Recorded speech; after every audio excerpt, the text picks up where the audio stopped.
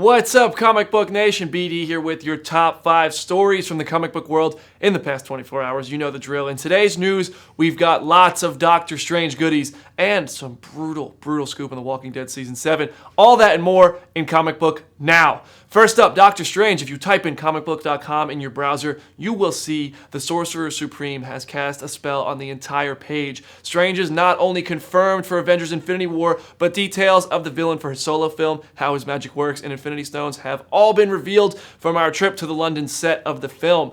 A couple stories we're going to focus on right now, right here, include the villain of the film and the role of Infinity Stones because, yes, the movie comes out in November, so if you don't want any spoilers, stay off the internet, but we're going to talk about it right now. The villain will be Caecilius, played by Mads Mikkelsen.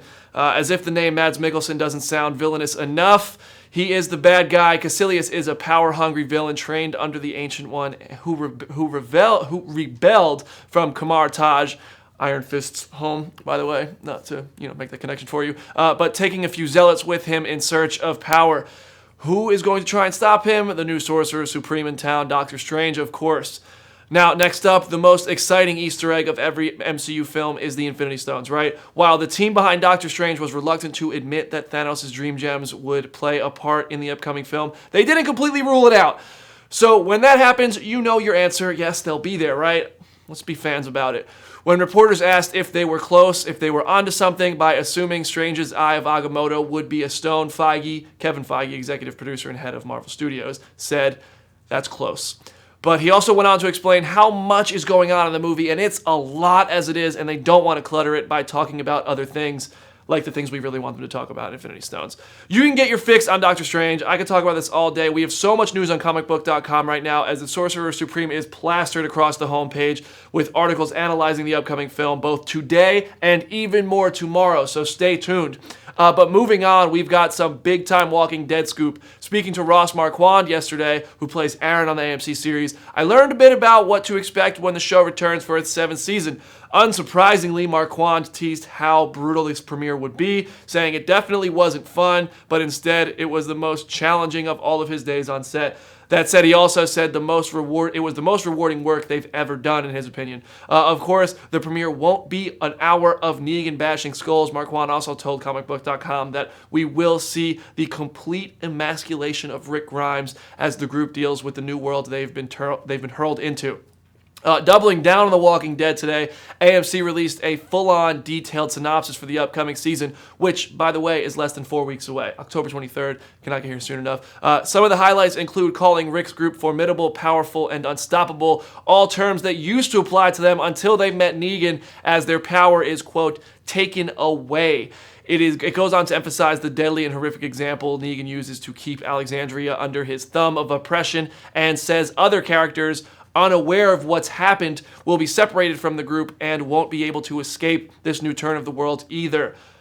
I'm just going to go to sleep real quick. Just wake me up on October 23rd, guys. I can't wait anymore. But I'll go through one more story before that. Now, our last story here, before we get to your questions, so start firing up the keyboards, leave them below, whatever you want to talk about. We'll do that for a few minutes, is a mystery guest that's going to be on Arrow.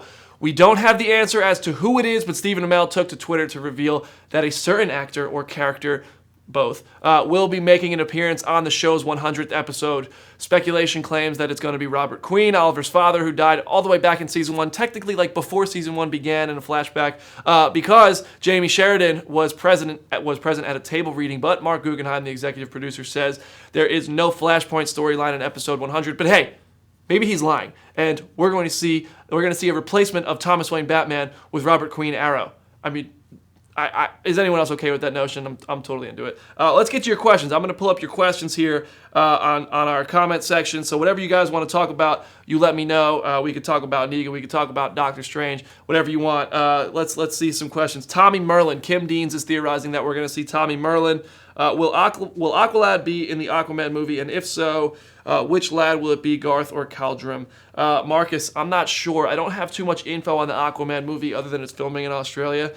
We did just learn how he got his eyebrow scar, but I don't have really all that much info on Aquaman. It's really being kept a secret. I imagine all those details are going to start to come out soon because it's going to start filming soon, and I'm really hoping to get back to Australia for that set, but I don't have the answer. I'm sorry. Can you see the rest of the shirt? Yeah, Chucky Finster, guys. I'm rocking the Chucky Finster shirt. Do you think Arrow has gone downhill, says Darren? Yes. I can't, yeah. I think it has definitely, I think what made Arrow good in the beginning in those first 2 seasons was that it was grounded and gritty and you could relate to it, and it was a superhero that wasn't really super. He was human. He was a Hawkeye. He was Arrow. He was basically Batman, which is a great story. But then when the Flash came along and they started mimicking the magical, fantastical elements of the Flash, the superhero world stuff, it started to get off the rails a little bit, like bringing in Damian Dark and these villains that were over the top. I think that in season 5, though, they do promise they're going to get back to the grounded stuff, the stuff that we liked in the first 2 seasons, a vigilante story, which is what we fell in love with Arrow in the first place. I think they need to get back to that. Just my thoughts. Theory on how Supergirl is coming to the Flower universe. Flashpoint, it's the only thing I could think of. This Flashpoint story, the only permanent effect of that will be that Supergirl exists with them, because he does know about Supergirl. Remember that. He had that crossover before, so maybe Barry will find a way to bring Supergirl into his universe. It's my guess. Who is my favorite character on The Walking Dead? In the comics, Negan. On the TV show, Negan. Jesus is really cool and Rick is really cool, but Negan is just, actually, you know what? I take that back. I haven't seen enough of Negan on TV yet. What I know about him in the upcoming season is pretty epic, but I don't know too much about what's going on. You know, really, we haven't seen anything. We've seen about 12 minutes of him, so I'd say Rick. I love Jesus, dude. He's so cool, but in the comics, it's easily Negan. We got time for just one more question. What was it like on the Thor Ragnarok set? I can't tell you anything. Amazing. What is your thoughts on JSA being in Legends? Bring it on. Who is my favorite Marvel character? We'll end on that. Hero, Nova, and I can't wait till Nova is realized in live action. No, that doesn't mean he's coming just because I said that. He was supposed to be in the first Guardians. He's not going to be in the second Guardians, as far as I know. I want to see Nova realized. And for villains, Thanos. I love reading Thanos stories. I love the Infinity Gauntlet. That is by far my favorite villain. But in the movies, my favorite hero is Iron Man, Tony Stark for the win. All right, guys, that's all we got time for today. Thank you so much for being a part of the show, as you are every day. As I said, ComicBook.com is covered with Doctor Strange and Walking Dead goods. So head over there, head over to the site ASAP, and be sure to follow us across all of social media at ComicBook on Twitter, at ComicBook Now on Instagram. On behalf of ComicBook.com, I'm Brandon Davis. Stay geeky, San Diego.